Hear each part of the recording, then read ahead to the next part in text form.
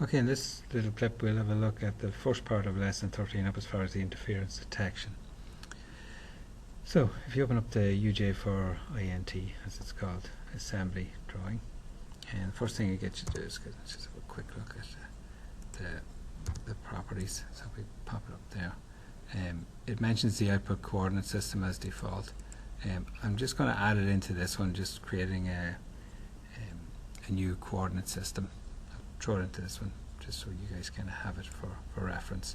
The mass you can see is this, center of mass is this, depending on where you started, which part you put in first, etc. You know, so that's why I'm kind of saying if we know how to change the coordinate system, it doesn't really matter. Then you can kind of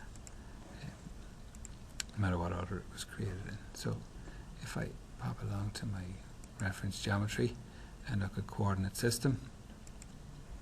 And really in the test what I'm saying to you is this first point here, the origin, I'll pick an origin point that you'll all kind of know, and we can reference that, and we can all reference the same origin point. So the x-axis, so let's say that's our x-axis,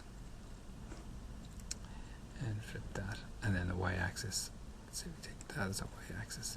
So I'd say we kind of took that as our coordinate system, so that's your datum point, that's your x and y direction.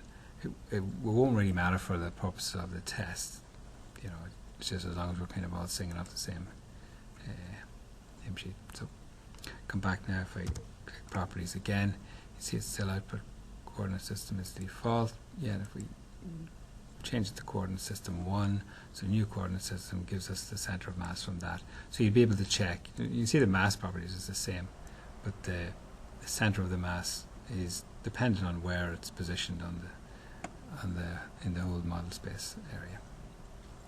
So you quite easily kind of be able to kind of check if you get the same center of mass. Okay, so that's just the coordinate system, and you can see it down there. You can add and delete it, and you know, do whatever you want to rename it at that.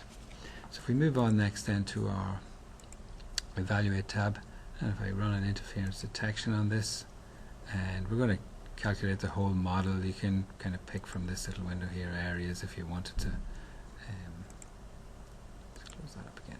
We're going to calculate the whole model. So click on calculate. You can see we've got 3 areas of interference, and we zoom in because we know it's kind of in the top end.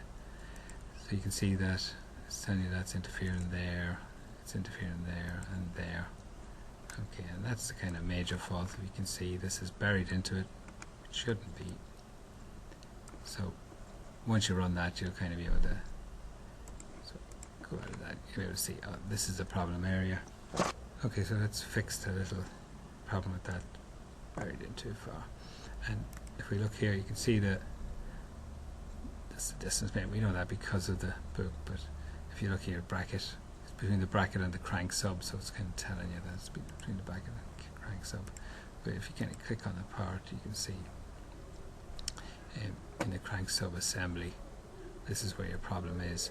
So if I pop up here to this one and then check the distance mate, so there it is, that's the distance mate. If I right click on that and just edit the feature, and we can kind of change that, so you can see this one is a distance mate there, it's gone in the wrong direction, so we just need to remove that flip dimension. You can see it kind of pop up there. Just zoom in that a little bit better. So that flip dimension was on, it was burying it into it, so pushing the whole, driving the whole head in for and giving us all our errors. So we change that, click OK, and OK to that. Just zoom out there, go back and run an interference detection again, calculate it, and everything's sweet. Okay.